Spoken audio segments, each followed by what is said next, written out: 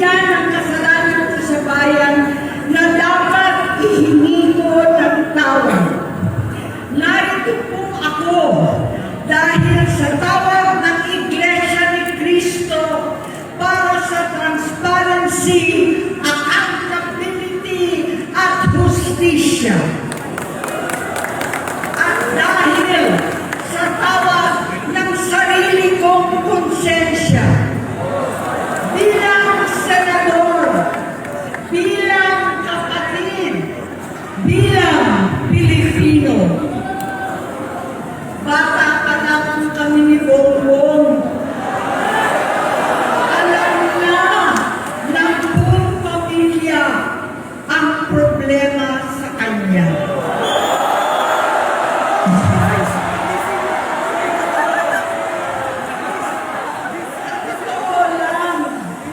Mababasa naman ng lahat ang mga testimonya ng aking ama patungkol sa kanyang ugali at gawain. Noon, dahil may tatay pa kami, hindi ko pa siya responsibilidad. Noong tumatanda, ay mas naging nakakabahala. Batid ko na nagda-drug siya.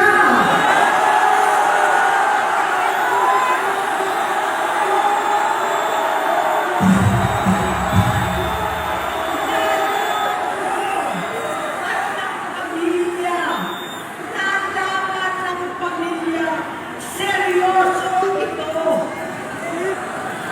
Minsan, kami ng Presidential Guard at Metro Gold pa ang naglilinis tuwing nagpa-party po sila.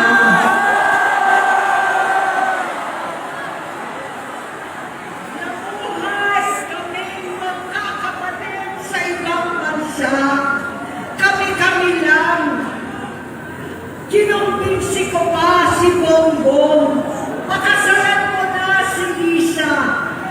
Naisip ko noon, kapag nag-asawa siya, malalagay na sa tahimik at magkakaroon ng direksyon. Ang laki ng pagkakamali ko. Mas lumala ang kanyang paglulong, magkalulong sa droga.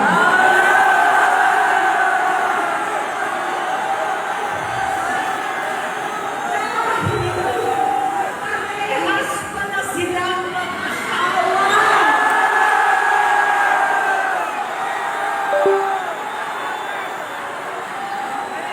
Naging gobernador siya ng Ilocos. Alam ng mga tao doon na halos hindi siya mapasok. Tuwing kukumprontahin ko siya, ay nagsasabi siyang magbabago na siya, aalisin na niya ang bisyo.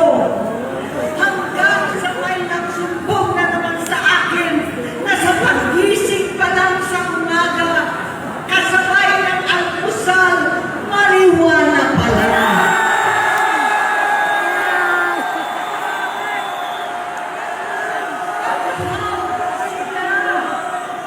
Lahat sila nagiinuman at gumagamit ng cocaine. Kasama ng asawa at barkada. Tulad ng ama ko, kinastigo ko ang mga barkada niya. Ang nasirang si Bong Dasa, si Edwin Cruz, Inigo, Tony Boy, Sam Anton, alam po ninyo yan. Paano nagre-resign na sa takot ang mga pulis nila at staff dahil sa lumalalang bisyo. Inayos ko sila dahil gusto niyang ituwid ang buhay niya. Gusto niyang mag-vice-presidente. Hindi siya pinalad at lalo nagkaroon ng oras para sa bisyo. Simula noon, naging malabo sa amin ang lahat.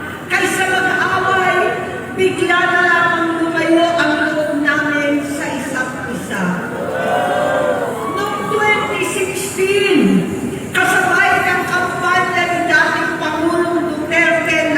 sa droga. Lumabas ang pangalan ni Bongbong sa listahan. Nakasama siya sa listahan ng mga celebrities, mga artista, Maricel Soriano at iba pa. Masinsinan kong kinausap si Pangulong Rodi. Halos manikluhod ako. Sinabi ko ayon sa kapulisan, dapat unahin, usigin ang mga pusher at saka na lamang sagipin ang mga user. Naligtas si Bongbong. Labis ang takot ko at pag-aalala. Kinausap ko siya at nagsabi siyang talagang siya ay nagbabago na. Muli at lagi, hindi ako nawalan ng pag-asa. Ako'y naniwala ulit.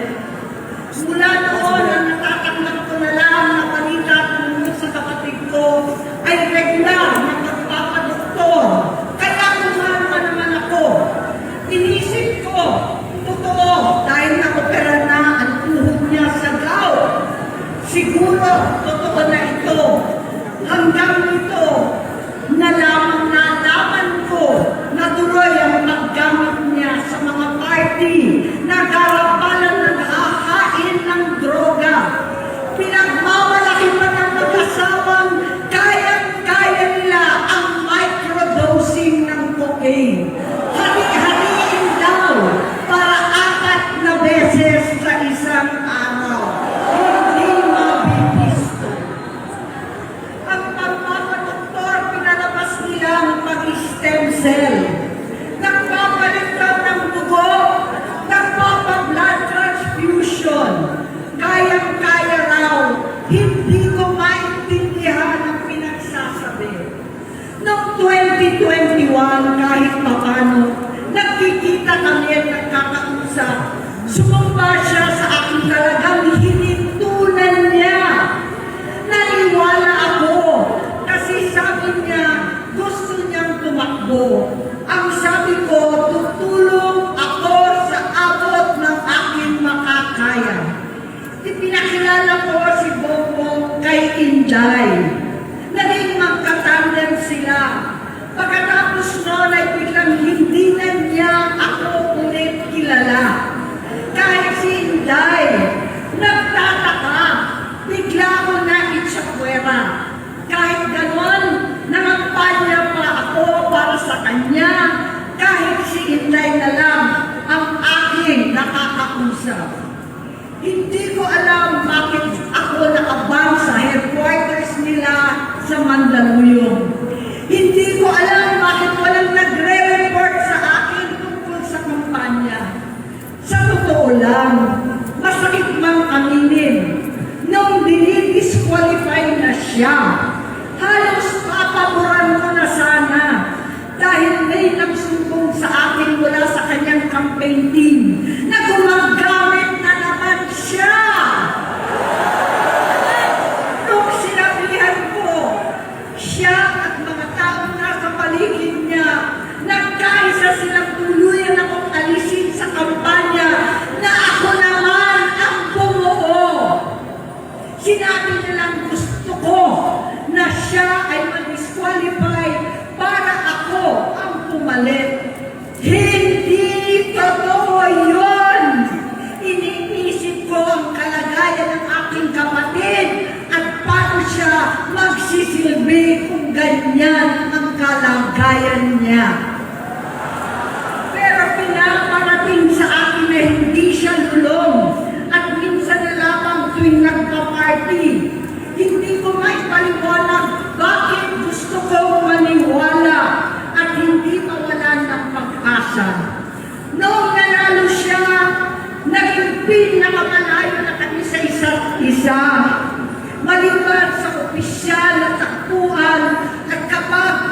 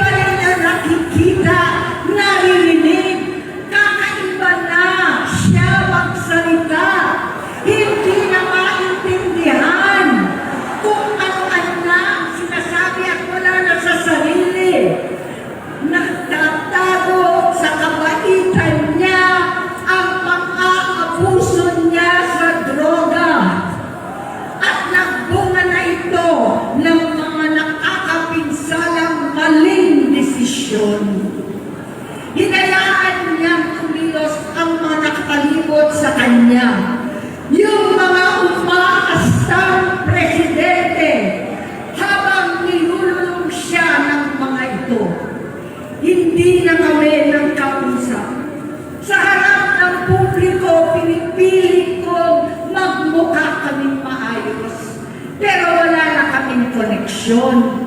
Hindi ko hinihiling na maunawaan ninyo ako, lahat kayo. Sa palagay ko, ang makakaunawa lamang sa akin ay ang mga pamilya may pinagdaanan sa addiksyon, sa inom, sa sugal, sa alak, sa bisyo, higit sa lahat, sa droga. Pag hindi ko siya makakasama, buong aking loob na ipasok sa institusyon. Ipagamot, iparehab ko na yan. Pero tuwing maghaharap kami noon, hindi kaya ng aking kalooban na gawin yon.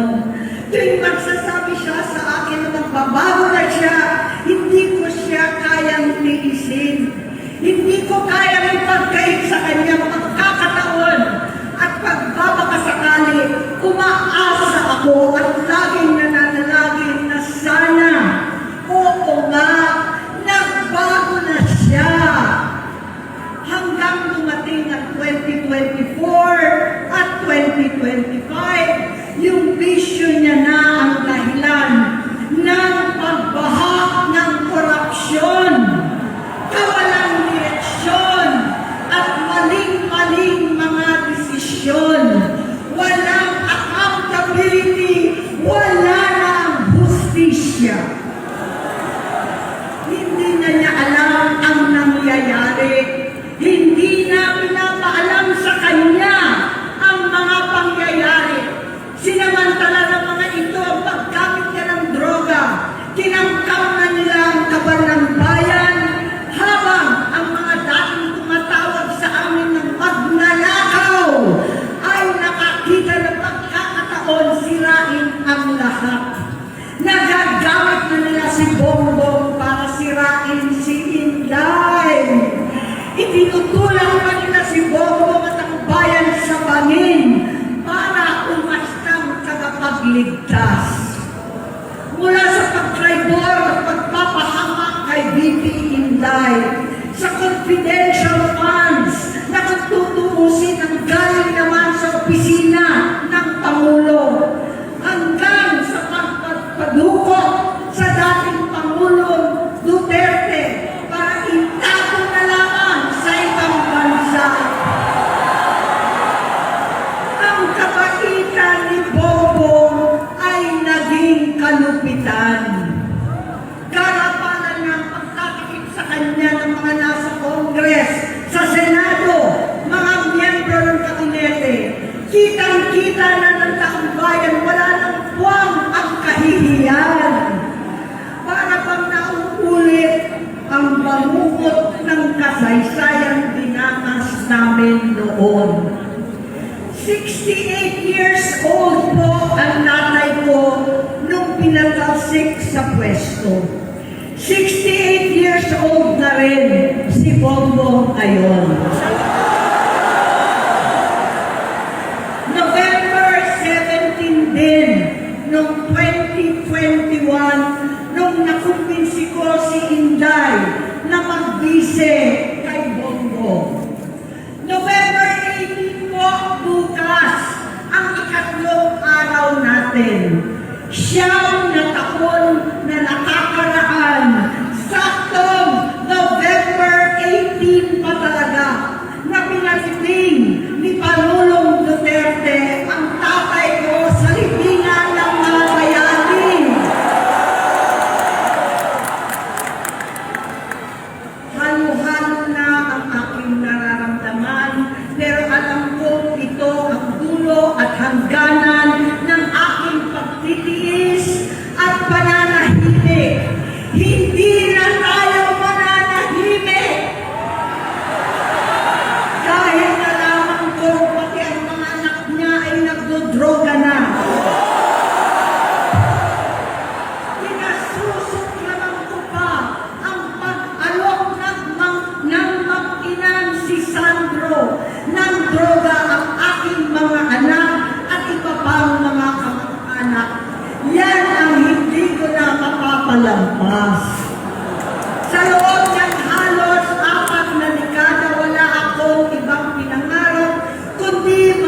ipakita sa sambayanan na hindi kami masamang tao. Hindi masama ang pamilya Marcos. Gusto kong ibangon ang dangal ng aking ama. Sa pamamagitan ng nagpagtatrabaho para sa bayan, sinikap kong maging mabuting gobernador, tinatawan, senador. Hindi ako halos nagpapahinga para makapag-iwan sana ng legasiya na kapag sinabing Marcos, nabawi na namin ang tingin sa nakaraan. Ngunit sa kagustuhan kong maging responsableng anak, matupad ang pangako ko sa aking ama, nabigo akong maging mabuting kapatid. Naging mahina ako kay Bongbong sa kapulisan at sundalo sa lahat ng mga leader at tagapagpatupad ng batas. Siya ang Pangulo natin ngayon. Sinabi ko kung anong kalagayan niya ngayon. Tulungan niyo akong mapabuti ang kanyang kalagayan. Tulungan niyo akong matulungan siya. Hindi niya ako kalaban. Ang kalaban niya ay ang sarili niya. At nadadamay ang bansa sa laban na yan. Bilang senador at lingkod bayan, batid ko ang mga problema at gaya ng bayan, alam ko rin ano ang solusyon. Sa pagkakawatak-watak, patuloy na pamumulitika, pagnanasa sa kapangyarihan ng mga talunan naman, kaguluhan sa Mindanao, alanganing gyera sa China at Estados Unidos, kawalang pananagutan sa flood control scam, karapalang kahiman, panggigipit sa hindi kaalyado, pagkakanulo sa kapwa Pilipino, pagdakip sa dating Pangulong matanda may sakit upang ihagis lamang sa bansang dayuhan, pagsadsad ng piso, paglaganap ng gutom, paghihingalo ng ekonomiya, at pagsasawalang bahala sa taong bayan. Ang delubyo at kalamidad na nagdudulot ng parusa, ang korupsyon na nauwi sa kawalan ng tiwala at hustisya sa Pilipinas, sa kanyang pamahalaan, lahat ng yan ay masusolusyonan kung ikaw, aking kapatid, magsaayos ng iyong sariling kalusugan. Kapag humupa ang ingay sa politika, kapag umuwi na kami sa aming pamilya, hindi bilang senador, kundi bilang ate, bilang si Manang Aimee ni Bonget, kaya ito sasabihin sa harap ng taong bayan, sa harap ninyong lahat, at sa harap ni Bongbong. Bonget, magtatatlong taon na tayong hindi nakakausap. 3 taon ko nang sinusubukan muli na ako'y pakinggan. Siguro ngayon ay makakarating ng buo ang gusto kong sabihin. Walang mapapawasan, hindi madadagdagan. Bongbong, nag-aalala sa iyo si Manang. Tuwing nakikita kita sa TV, gusto kitang puntahan. Napakalaki ng pinagbago mo. Itsura, pagsasalita, takbo ng pag-isip. Minsan, napapatanong ako sa sarili ko, ikaw pa ba yan? Si Bongbong ba talaga yung nakikita ko? Pero ako, aling ko, ako pa rin ito. Ako pa rin ang ate mo na tumayong ama't ina sa inyo sa ibang bansa. Ang kasama mo sa sumubok na sanglain lahat ng sakit para sa iyo. Ang kapatid mo na hindi ko kay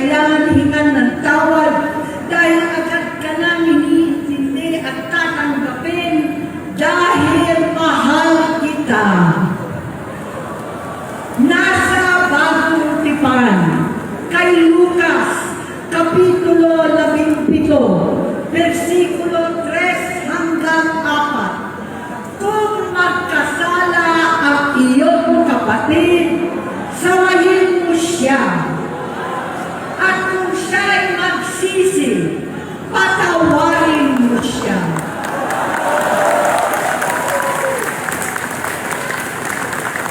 Tama na, adik ko. Tapusin mo na ang paghihirap mo at ng bayan.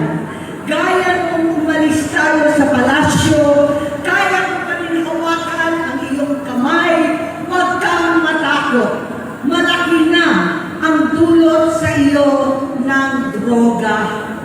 Sinisisi ko ang sarili ko dahil hindi ako nakinig sa mga sumbong. Hindi ako nakialam. Hindi ako maniwala. Pero hindi pa huli ang lahat.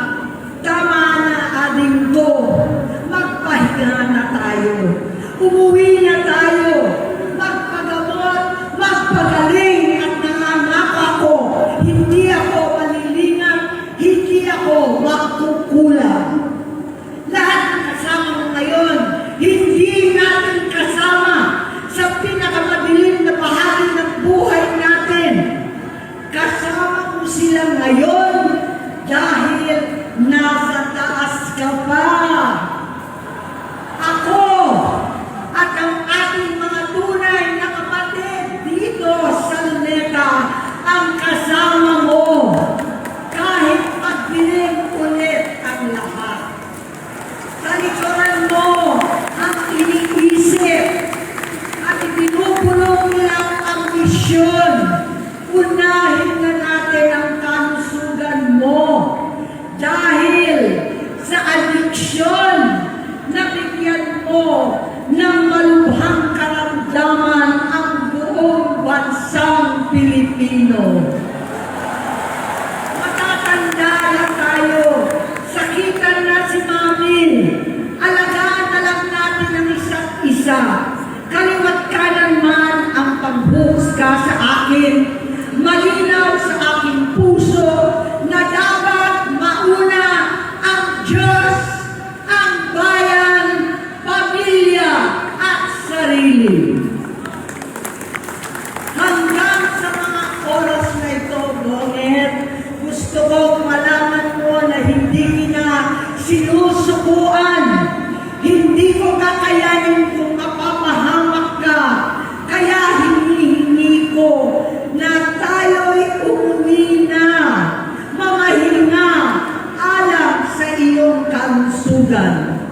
Kaya ko mabigo at mawala sa iyo ang posisyon, pero hindi ko kayang mawala ka sa amin. Ayusin mo ang sarili mo. Magpagamot, alisin ang droga sa iyong sistema. Wala akong ibang gusto kundi gumaling ka, malagpasan natin ito muli. Dahil wala akong ibang hinahangad bilang ate, kundi maging masaya ka, maging ligtas sa panganib, malusog, matagumpay sa buhay. Itama ang mali, labanan ang adiksyon, at ako hindi kailanman aalis sa iyong tabi. Susuporta at hindi titigil, manalangin kasama ninyo dito sa Luneta at sa buong mundo. Dahil iyon naman ang tungkulin at ibig sabihin ng salitang kapatid, kapatid, mabuhay kayo, kapatid. Maraming salamat po. Sen